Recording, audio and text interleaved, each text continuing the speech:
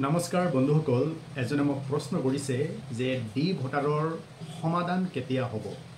কিয়নো বৰ্তমান অসমত ডি ভোটাৰ আৰু ডিক্লেয়াৰ্ড ফৰেনাৰ্ছসকলক ডিপৰ্ট কৰাক লৈ এটা হুলস্থলীয়া পৰিৱেশৰ সৃষ্টি হৈছে। অসমৰ পৰা 14 জন নাগৰিকক বাংলাদেশলৈ অলৰেডি পুছ আউট কৰা হৈছে, ডিপৰ্ট কৰা হৈছে, বিতৰণ কৰা হৈছে। গতিকে প্ৰশ্নটো খুবেই প্ৰাসংগিক। মই ৰিপ্লাই তেখেতক দিলোঁ যে দুটা প্ৰক্ৰিয়াৰে অসমত ডি ভোটাৰ সমস্যাটোৰ সমাধান হ'ব।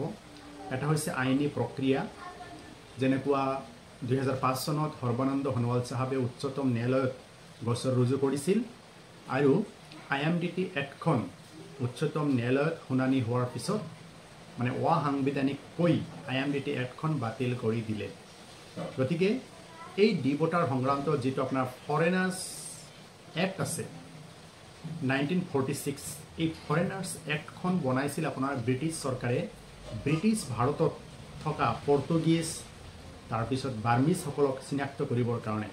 গতিকে এই ডি ভোটাৰ যিটো আইনৰ জৰিয়তে বিচাৰ প্ৰক্ৰিয়া হৈ আছে, চিনাক্ত কৰি আছে, সেই আইনটোই হৈছে ফৰেনাৰ্ছ এক্ট 1946। গতিকে এই ফৰেনাৰ্ছ এক্টখন বাতিল কৰিবৰ কাৰণে উচ্চতম ন্যায়ালয়ত এখন গোচৰ মকৰ্দমা ৰুজু কৰিব লাগিব। গতিকে অসমৰ সদাশয় ব্যক্তি, হিউমেন ৰাইট এক্টিভিষ্ট, ৰাজনৈতিক দলসকলে যদি আগবাঢ়ে তেতিয়াহ'লে এই সমস্যাটোৰ সমাধান হ'ব, নম্বৰ 1। ছেকেণ্ড হৈছে যে নৰেন্দ্ৰ মোদী ডাঙৰীয়াৰ নেতৃত্বত BJP চৰকাৰে 3খন কৃষি বিল প্ৰণয়ন কৰিছিল, যিটো নেকি কৃষকসকলৰ স্বাৰ্থৰ পৰিপন্থী আছিল, যাৰ ফলত কৃষকসকলে আন্দোলন কৰাৰ ফলত আন্দোলন যেতিয়া তীব্ৰতৰ হৈ উঠিলে কেন্দ্ৰীয় চৰকাৰে বাধ্য হৈ সেই 3খন আইন বাতিল কৰি দিলে। গতিকে ৰাস্তা দুটা আপোনালোকক অৱগত কৰিলোঁ। এই দুটা ৰাস্তাৰে অসমৰ ডি ভোটাৰ সমস্যাটোৰ সমাধান হ'ব পাৰে। ধন্যবাদ।